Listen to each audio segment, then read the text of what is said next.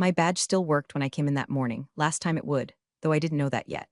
I was balancing a half-melted protein bar on my keyboard while fixing a code deployment no one even knew had broken. Our core algorithm, the one that landed us on the radar of that $500M acquisition, was hiccuping on the East Coast load balancers.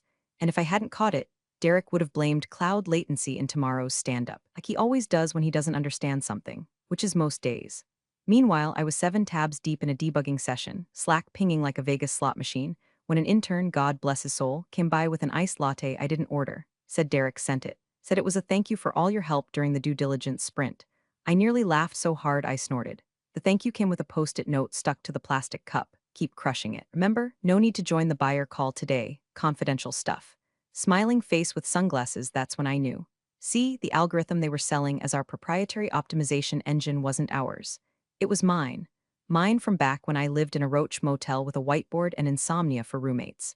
Mine from before the Series B, before the beanbags, before Derek got veneers and a LinkedIn following. But technically, it belonged to a now-defunct LLC I formed back when I still believed in protecting my work. Something in me told me not to dissolve it when HR onboarded me into the company 4 years ago. I shoved the binder with those original filings in the bottom drawer of my desk and forgot about it for a while. Until this acquisition started moving. By the way, if you're still listening and wondering how this ends, don't forget to hit that little subscribe button and tap like. Seriously, most folks never do, but it helps more than you think. And yes, there's a team of us behind these stories. And no, none of us get Derek's iced lattes. Anyway, inside the building, no one cared how the engine worked, just that it spit out pretty charts with double-digit cost savings. Engineers respected me. Legal ignored me. Sales couldn't pronounce my last name. I wasn't on the leadership page, didn't make the sizzle reel for the buyer. I wasn't invited to the fancy dinners with the buyer's team, where they all wore matching quarter zips and toasted synergy like it was a rare vintage. But every line of code they were about to sell had my blood in it. Literal blood once, after I sliced my finger on a busted server rack and just kept typing. I knew every efficiency flag, every failover condition, every hard-coded secret they never scrubbed before sharing builds. I wasn't bitter, not really. You don't survive a decade in tech as a woman without learning to eat quiet and dignity like oatmeal. I had my pod, my team, my purpose. They left me alone mostly. They needed me too much to mess with me until they didn't. Because once that acquisition started getting real, the suits rolled in like a tide and Derek surfed it straight to the front. Suddenly, was the visionary behind our optimization stack. My Slack pings slowed. I was looped out of meetings I used to lead. Even my Jira tickets started mysteriously reassigning themselves to new names I didn't recognize. At first, I figured it was just noise. The chaos before the windfall. We'd all get bonuses, I'd take 2 weeks in Iceland, maybe finally buy a better chair. But then one morning, the DevOps lead asked me where a certain dependency came from. It was one I had custom built, deeply embedded in the core repo. Looks like it points to a private registry. Do you recognize this name? I did. It was the old LLC's package name, the one I used to upload protected builds during my consulting days. The hairs on my arms stood up like the air before a lightning strike. That night, I went home, dug through an old fireproof box in my closet, and found the Articles of Incorporation. And there it was, my name, my signature, and a neat little clause about proprietary software retention rights. I poured myself a cheap glass of red, logged into the LLC's admin panel, and changed the status from inactive to active. And just like that, my name came back to life. They had no idea. Yet, they announced the acquisition in the dumbest way possible, an all-hands meeting with cold Costco croissants and a projector that wouldn't connect to Derek's laptop. He stood there, jabbing at the HDMI cable like it had personally wronged him, while half the room scrolled Slack and the other half tried to remember if they'd updated their resumes lately. Then, like it was a TED talk, it wasn't. He finally got the slide deck going and declared with that used car salesman grin, "We've entered an exciting new chapter. We're being acquired by Virx Global Solutions." Cue polite applause, a few oohs, and one guy near the back muttering, "So we're wearing ties now." The only real surprise came when Derek called it a $500 million valuation milestone, like he personally drove the stock price with his charisma and mediocre hair gel. But I sat there, chewing the inside of my cheek because I knew what Virx wanted. It wasn't Derek. It wasn't our flimsy UI that looked like it was designed by someone who hated colors. It wasn't our marketing team's slogan, "Optimize beyond tomorrow," whatever the hell that meant. No, what they wanted, the crown jewel of the entire acquisition, was the optimization algorithm that let logistics companies save millions by cutting waste in real time. The thing I had built, alone, over 5 years. Not that anyone would say that out loud. "Let's keep things tight," Derek said at the end of the meeting, adjusting his cufflinks like he was auditioning to be a discount Bond villain. "Don't speculate. Don't reach out to anyone on LinkedIn. And if you're not part of the core deal team, stick to your lane. His eyes landed right on me when he said it. It was subtle, but not really. Stick to your lane. That phrase hit like a slap disguised as a handshake. I smiled, small, tight, professional, but something in me clicked, like a seatbelt locking before impact. After the meeting, everyone scattered to Slack channels and whispered coffee chats. I didn't follow. I went back to my desk, ignored the congratulatory emojis, and unlocked the bottom drawer of my filing cabinet. It stuck a little. I hadn't opened it in years, and there it was. A plain manila folder, edges curled like dead leaves. Inside, a printed provisional patent draft. 5 years old, my name on the header, my LLC on the footer. Legalese written in the caffeine-fueled clarity of a woman with nothing to lose and too much to prove. The draft described the logic tree of the algorithm in painful detail. The same algorithm they were about to sell off like it was an old office chair no one wanted. I flipped through the pages, heart thudding. The clauses I'd written were basic, but airtight. If any derivative version of the algorithm was ever deployed commercially without my explicit licensing agreement, I retained the right to pursue enforcement through legal and federal means. At the time, it had felt dramatic, paranoid even, but now, it felt like a fuse I could light, not because I wanted to blow anything up, but because I was tired of watching men in blazers smile while stepping over my work. The kicker, that LLC still existed. I'd paid the $10 renewal fee last quarter out of habit, right after paying my parking tickets and renewing my Costco card. My hands were shaking a little, not from fear, from clarity. I wasn't going to stick to my lane. I was going to draw new ones, and I had the map. I found out I'd been cut out of the data room from a Slack message. Not even a real one. Just a permissions error when I tried to open the integration checklist we'd been building for weeks. Access denied. You do not have the required clearance to view this document. That was it. No ping. No warning. No hey Ashley, heads up, we're locking you out of the project you bled into for half a decade. I blinked. Hit refresh. Try it again. Same message. So I got up and walked calmly to Derek's corner office. The one with the fake bonsai tree and a poster of an astronaut that said, "Think bigger." The door was cracked. Inside, he was leaned back in his Herman Miller throne, shoes off, feet up, laughing with one of the buyer's analysts on speakerphone. And yeah, she was helpful early on, but at this level, we need strategic minds, not coders. I didn't knock. I just pushed the door open. He jumped like I was the damn ghost of competence. "Hey, Ashley," he drawled, covering the mic like I couldn't still hear the analyst's condescending chuckle. "We were just, what's up? You revoked my access." He gave me that practiced half smile, the one he used when explaining to interns why they should pretend his calendar conflicts were real. "Yeah, just temporary. Nothing personal. You know how these things go, need to know. Above your pay grade," he actually said it, out loud, in front of a witness. "Above your pay grade," I nodded just once. Slowly, and then I turned around and walked out without another word. Past the sales bros pretending to type. Past the HR manager who always wore cardigans like armor. Down the elevator, past the broken security badge scanner they never fixed. Out the front doors. To the gray parking lot haze that always smelled like burnt coffee and wet concrete. I didn't cry. I didn't scream. I called Jordan, my patent attorney. Still had his number saved under police car light fire extinguisher in my phone. "Ashley Lang," he answered like he was already half spinning in his chair. "Damn, haven't heard from you since, wait, 2019? They're selling the algorithm." There was a beat of silence. Then he whistled low. "The one from the LLC? Yep. Dormant when we drafted the IP retention for?" The core module, that exact one. "Tell me you kept the paperwork, every page, printed, signed, time-stamped, sitting in a locked drawer." Jordan was already opening files on his end. I could hear the tapping. "This could get messy," he muttered. "You never transferred rights to the company?" "Nope. They onboarded me as an employee, not a contractor. And I never signed over any proprietary claims. Didn't even ask. Idiots." I let the word hang in the air. "They think I'm replaceable," I said, my voice flat. "They're betting I'll stay quiet so the deal can go through." "Well," Jordan said, "they're about to find out you're not a silent partner. You're the original architect, and legally, you still hold the keys." A breeze kicked up, tossing the ends of my coat like something out of a low-budget movie.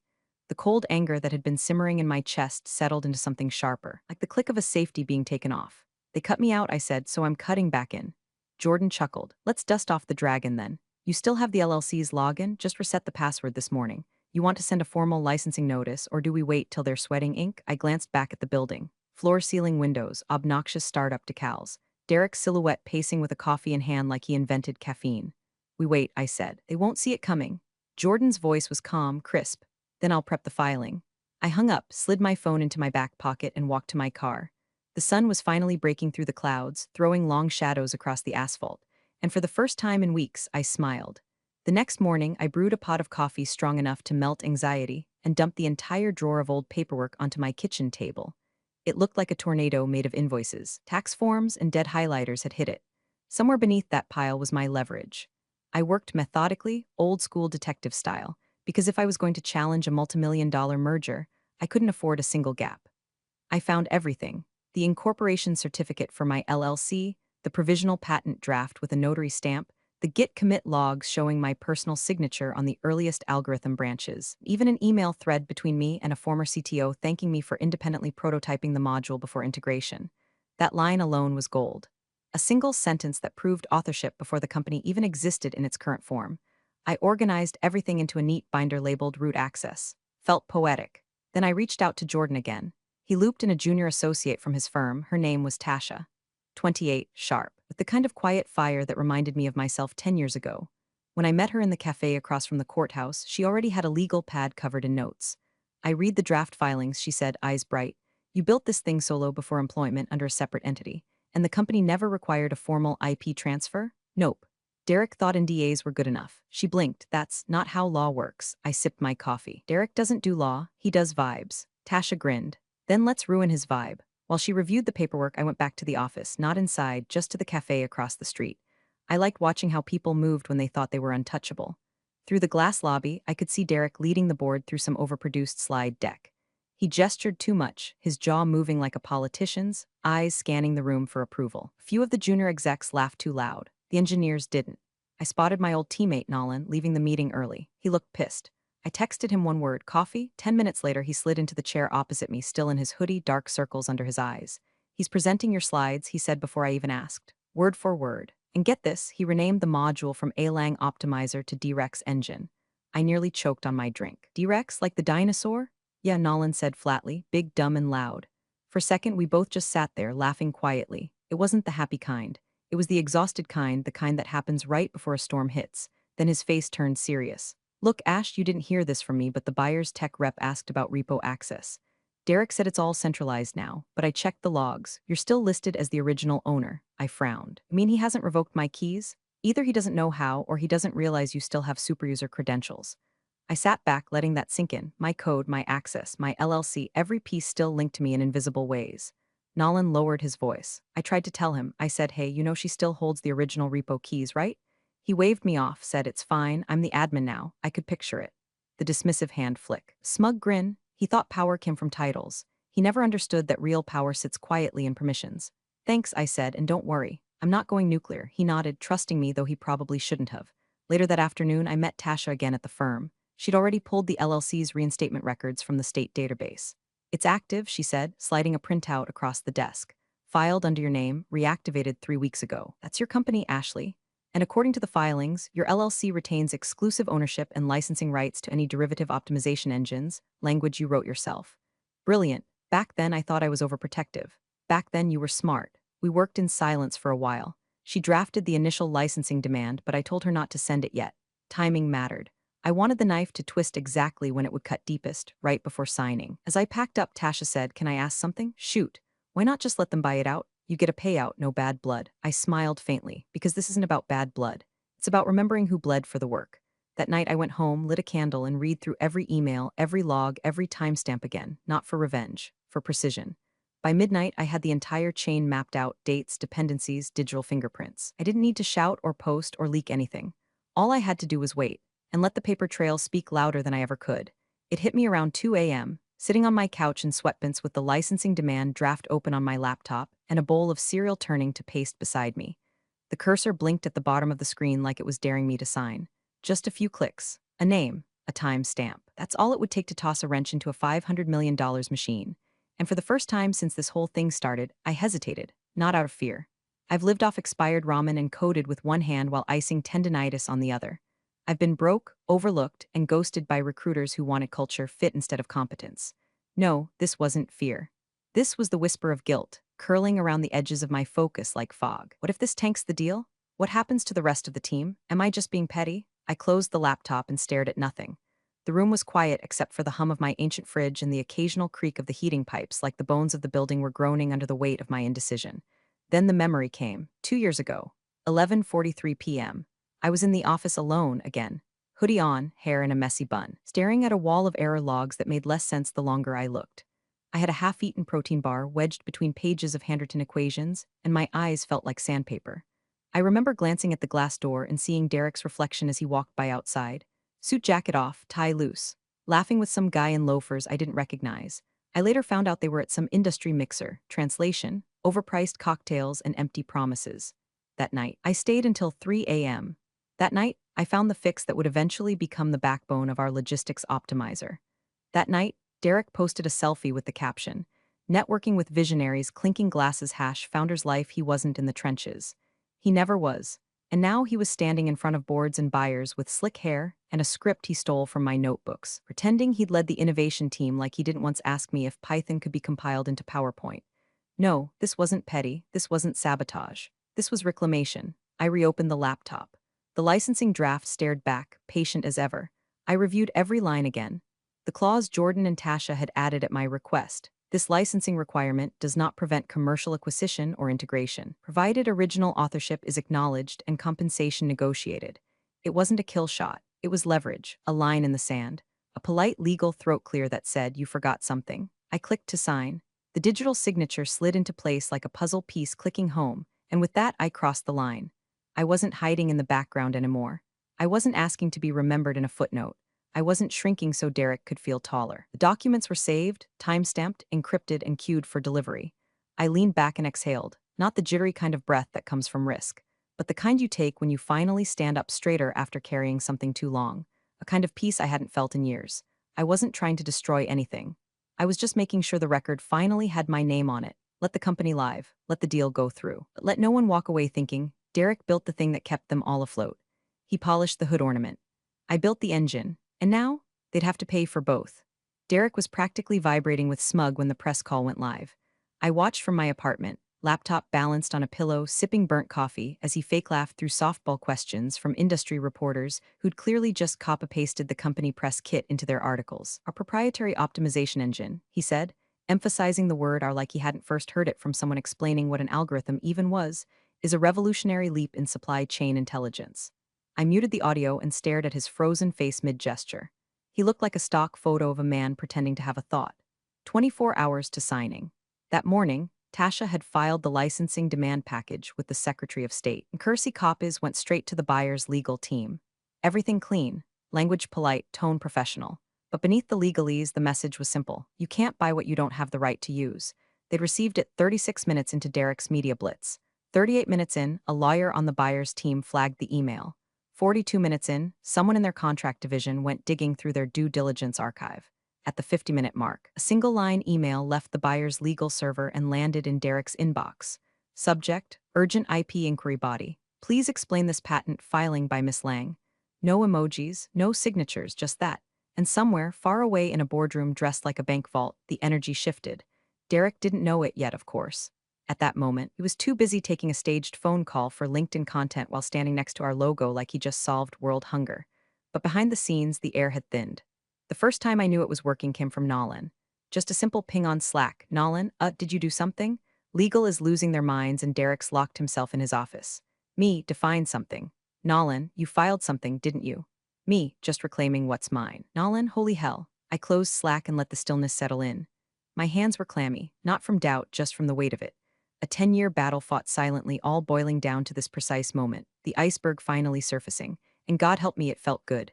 I wasn't celebrating, not yet. There were still too many unknowns. Would the buyer walk? Would the company implode? Would they try to pin the delay on me? Possibly. But for now, it couldn't move forward without acknowledging me. Not Derek, not D-Rex, not the boys' club that had locked me out and laughed while doing it. Me, Ashley Lang. They could spin whatever narrative they wanted in the press. But in the back channels, in the legal Zoom calls and redlined contracts, there was now a truth they couldn't ignore. I paced my living room, nerves jittery but controlled. Tasha was already fielding calls, deflecting questions, and sending copies of the timestamped documentation to anyone who needed it. "This isn't about halting the deal," she kept repeating, her voice calm and firm. "It's about ensuring proper licensing for IP developed prior to employment. Standard practice." She was good. Jordan had emailed too, just one line, "Welcome to the table." By late afternoon, the company group chat had gone radio silent. No more memes, no more countdowns to the champagne pop. Just quiet, the kind that means storm clouds are rolling in. I sat back on my couch, eyes half closed, the tension vibrating beneath my skin. This was the moment before the fuse hit powder, and I was finally holding the match. By morning, the champagne glasses had vanished from the conference room. The custom cupcakes with the company logo, ordered by marketing 3 weeks ago, sat unopened in the fridge, the frosting starting to melt under fluorescent light. And Derek. He was sweating through his shirt on a call labeled Internal Alignment Touchpoint, which is code for "Oh God, stall them." I knew because Nolan forwarded me the invite. "Just FYI," he said. "He's telling the board it's all under control." Sure enough, Derek was trying to bluff his way through the fire like a drunk magician fumbling the big reveal. "I've spoken with counsel," he said, pacing in front of a whiteboard filled with buzzwords like leverage, synergy, and actionize. "IP claim is a clerical misunderstanding. It's being resolved. Bull. Absolute bull." Meanwhile, the buyer's side had gone eerily quiet. No call-ins, no follow-ups. Their lawyers had initiated what they called a hold pending internal compliance review, which is merger speak for freeze everything until we're sure this isn't radioactive. Derek might have convinced the interns and middle managers that everything was fine, but he forgot one key thing. Lawyers don't do optimism, do documentation. So while he blustered, they combed through the fine print, and what they found was a timestamp. A small, innocuous little note buried in the originating commit history of the optimization engine. 3 years ago, a line of code signed off with a digital fingerprint tied directly to my LLC. One line in the file header, / licensed under A. Lang Optimization, LLC, all rights reserved. Jordan and Tasha had flagged it in the original cease and desist packet, but seeing it independently confirmed by the buyer's technical auditors, that sealed it. I didn't hear about it from them. I heard it from our company's internal legal team. Specifically, a guy named Philip who had once cornered me at a holiday party to explain why blockchain could revolutionize human resources. We'd never really gotten along. He called around 10:13 a.m. "Hi, Ashley. Philip here. We just had a few clarifying questions about some documentation you may have filed." I leaned back in my chair, pulled the blinds half closed, and let the morning sun stripe across my living room wall. "I assume you've read the filing?" "Yes, but there may be. I own the rights, Philip. Check the filings." Silence. "Okay," he said eventually, in that overly careful tone lawyers use when they realize they're standing on the wrong side of a drawbridge. "I'll let the GC know," he added. "You do that," I said, then I hung up. Later, Nolan sent another message. "Nolan, Derek's trying to spin it like you overreached and it'll blow over." "Me, you ever tell a car it doesn't need its engine?" Nolan, lol. "Should I start backing up files?" Me, just back up your sanity. This is going to get loud. By lunchtime, the board had convened an emergency session. No one was smiling in the glass fishbowl of the executive suite. People moved like ghosts, fast, quiet, eyes down. Derek came out of the meeting looking like a man who'd bitten into a cupcake and found a screw inside. I watched the chaos unfold like it was a play I'd seen before, same act, different costumes. They'd built the whole pitch on my work, then stripped my name from the credits. Now that the spotlight had turned hot, they were scrambling to figure out how to turn it off. But I wasn't hiding anymore. Let them look. Let them dig. Every breadcrumb they followed led right back to me. And for once, I wasn't the one explaining myself. I was the answer. They called the emergency meeting at 3 p.m. sharp. CEO, Derek, internal counsel, a couple of board members who usually only emerged from their lairs for quarterly bonuses, and joining via Zoom from a minimalist office that screamed billable hour, the buyer's lead attorney. I wasn't invited, didn't need to be. Nolan, bless his chaotic neutral soul, had accidentally left me on a side thread where the meeting link and agenda were copy-pasted. I watched it unfold like an opera with bad lighting and no intermission. Derek opened, voice an octave too high, pretending everything was fine. "Obviously, this is a bump in the road," he said, sweating into his collar. "We've looked into the IP filing, and it's a minor oversight, a misunderstanding. The module was developed under our corporate umbrella. Engineering had open collaboration. It's fuzzy." The CEO, Martin, didn't blink. "Fuzzy?" Derek nodded so hard he looked like a bobblehead on a speed bump. Martin turned slowly to legal. "Is it fuzzy?" Philip, Mr. Blockchain Revolution himself, coughed and adjusted his glasses. "We're reviewing all documentation submitted by Miss Lang's counsel, but there's substantial indication that her claim didn't get to finish." The buyer's attorney, a woman named Hartman with cheekbones sharp enough to file a restraining order, unmuted and held up a document to the camera like she was presenting exhibit in court. "This," she said, "is the original LLC patent draft, filed 5 years ago under Ashley Lang's entity, with language granting exclusive rights to any commercial deployment of the optimization logic." She didn't raise her voice. She didn't need to.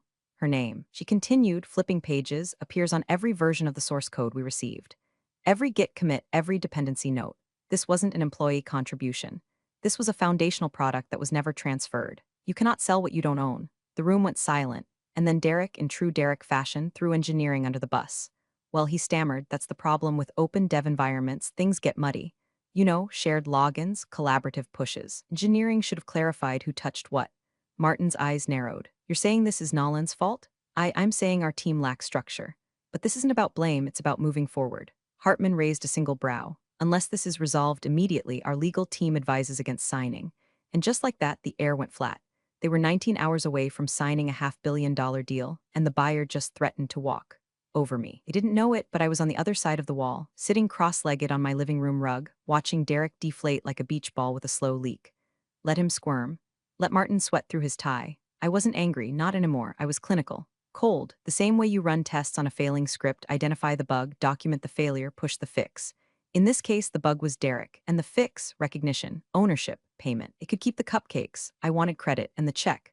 Hartman closed her binder and ended her call with one line: reach out once the licensing rights are fully clarified. Until then, Vierks will pause all contractual progress. Click, Zoom window gone. Martin just stared at Derek, who was now visibly panicking. Fix it, the CEO muttered. Fix it? But there was nothing to fix. They'd built their kingdom on sand, and now the tide was in. Every line they tried to bury me under, I'd carved my name into it, and now the ink had dried. The deal didn't just stall. It froze like a body in space, suspended, breathless, with frost forming along the edges. No press release, no champagne, just a quietly issued update on the investor portal. Vierks Global has elected to pause acquisition proceedings pending further review. Inside the office, it landed like a power outage. 1 second, everyone's riding the euphoria of an exit. The next, they're squinting into darkness, wondering what went wrong. HR went on high alert. All hands meeting canceled.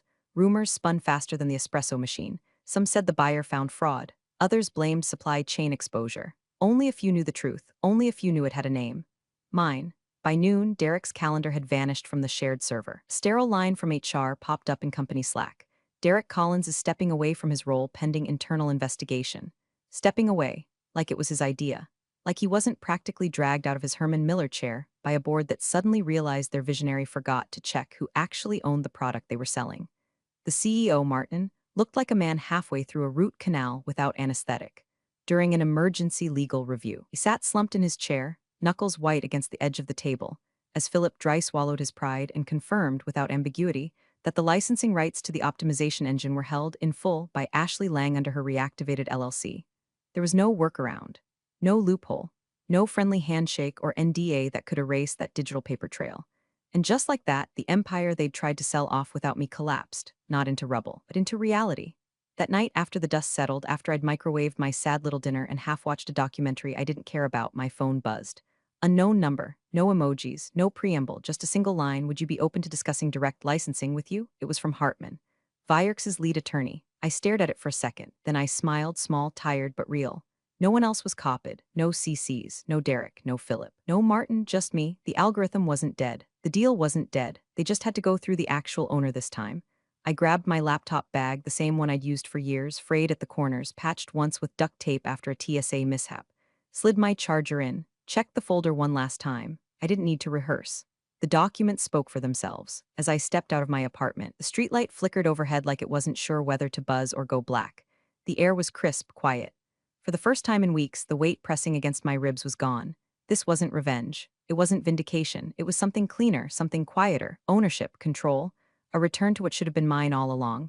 The company didn't collapse. The tech didn't disappear. The engine still ran. But now, it was no longer in the hands of men who stole credit and smirked through lies. It belonged to the one who built it. Me. Thanks for watching, you cubicle warriors. Hit that subscribe button. Unless you're my old boss, then you're on your own.